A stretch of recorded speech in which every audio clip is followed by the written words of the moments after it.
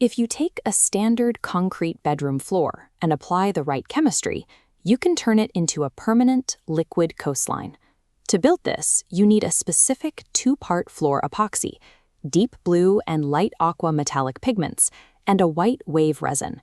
But here is the catch. Once you mix the resin and the hardener, the clock starts. You have exactly 15 to 30 minutes of pot life, the time the epoxy remains workable, before it begins to harden in the bucket. Because of this rapid chemical countdown, pouring a smooth, flawless floor requires a synchronized two-person team to mix, pour, and spread before the material locks up. Step 1 is preparing the concrete canvas. You have to remove every particle of dust and debris. If a single rogue speck remains on the surface, it will block the epoxy from bonding and cause a permanent blister in the finished coating. You need a high-quality industrial vacuum with a brush attachment. Keep the bristles pressed directly against the drywall to sweep the vulnerable edge boundaries where dust accumulates the most. It is also smart to run an air scrubber while you work to pull airborne contaminants out of the room before they can settle into the wet floor. Once the room is sterile, you mix your base coat. You must immediately dump the entire bucket out onto the floor. If you leave mixed epoxy sitting in a concentrated mass, it generates heat and will flash cure, turning into a solid block in minutes. Pour the material in parallel ribbons, roughly 12 to 18 inches wide, retreating toward the door. One operator pushes the material evenly with a notched squeegee, while a second trails behind, walking the gaps. That second operator uses a 3/8-inch shed-resistant roller to backroll the spread material. This action erases the squeegee lines and leaves a perfectly flat surface. Executing this flat, uniform base layer secures the structural foundation. Without it, the optical illusions we add next will fail. Now you leave the room. The base coat requires an 18 to 24-hour curing window to harden completely. On day 2, you take an 80 or 100 grit screen and lightly sand the solidified floor. This scuffs the glossy finish, breaking the surface tension. It creates microscopic scratches that act like teeth, giving the next layer of epoxy the mechanical grip it needs to adhere. After vacuuming the dust, you wipe down the entire floor with 91% isopropyl alcohol.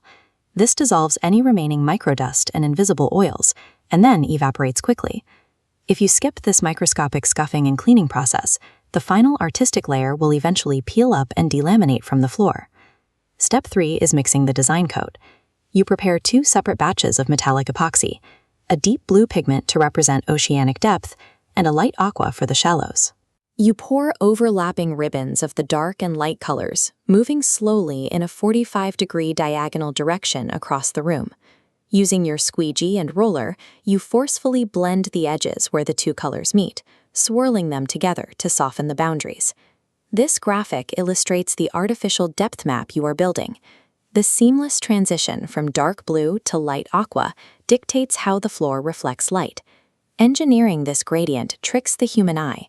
Your brain reads dark areas as deep trenches and light areas as shallow sandbars, perceiving 3-dimensional underwater space on a perfectly flat 2-dimensional plane. The most sensitive step in the entire process is adding the white wave pigment. You have to wait until the underlying blue gradient is semi-cured and sticky. If you pour the white while the blue is still liquid, the colors will muddle together. Once tacky, you drizzle deliberately thin, erratic lines of white resin directly over the transition zones between the dark and light blues. Next, you apply a heat gun at a low angle.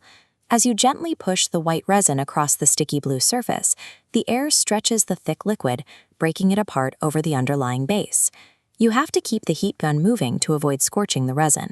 This pass of light heat simultaneously draws out and eradicates any microscopic surface bubbles. Timing this specific thermal and chemical reaction shatters the solid white line, pulling it into an organic, cellular lacing effect that accurately replicates crashing seafoam. After a final curing period, you are left with a massive, high-gloss ocean wave stretching across the room. However, high-gloss epoxy surfaces are vulnerable. Daily foot traffic will eventually create microscuffs that dull the clear finish. To protect the design, you apply a clear, sacrificial floor polish using a standard mop. This adds a transparent wear layer over the hard epoxy that can easily be reapplied as it degrades. By executing the strict chemical schedule and maintaining this simple protective layer, You ensure a delicate artistic illusion remains a durable, permanent fixture in the home.